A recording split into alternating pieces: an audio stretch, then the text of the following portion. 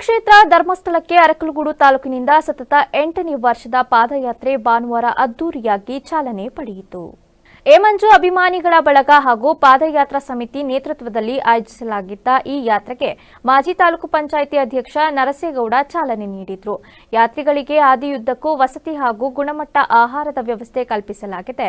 Digital ಲೋಕದಿಂದ ದೂರವಿದ್ದು ಪ್ರಕೃತಿಯ ನಡುವೆ ಸಾಗುವ ಈ ಯಾತ್ರೆ ದೈಹಿಕ ಮತ್ತು ಮಾನಸಿಕ ಆರೋಗ್ಯಕ್ಕೆ ಪೂರಕವಾಗಿದೆ ಎಂದು ಯಾತ್ರಿಗಳು ಹರ್ಷ ವ್ಯಕ್ತಪಡಿಸಿದರು.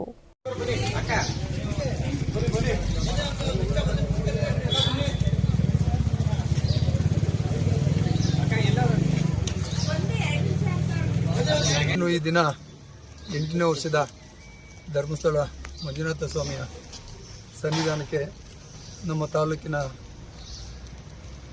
ಸಹಸ್ರಾರು ಜನಗಳು ಪಾದಯಾತ್ರೆ ಮುಖಾಂತರ ಮಂಜುನಾಥ ಸ್ವಾಮಿಯ ದರ್ಶನವನ್ನು ಪಡೆಯಲಿಕ್ಕೆ ಹೋಗ್ತಿದ್ದಾರೆ.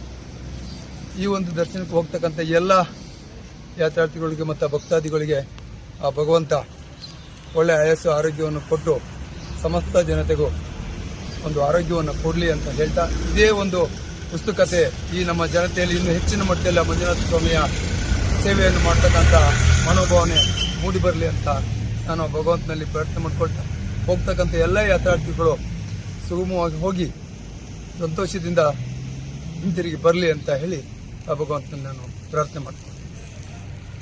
ಪಾದಯಾತ್ರೆಗೆ ಬರ್ತಕ್ಕಂಥವ್ರಿಗೆ ನೋವಿನ ಮಾತ್ರೆ ಹಾಗೂ ಮಧ್ಯದಲ್ಲಿ ಜ್ಯೂಸು, ಮಜ್ಜಿಗೆ ಕೆಲವು ದಾನಿಗಳು ಇದಕ್ಕೆ ಸಹಕಾರ ಮಾಡಿದ್ದಾರೆ.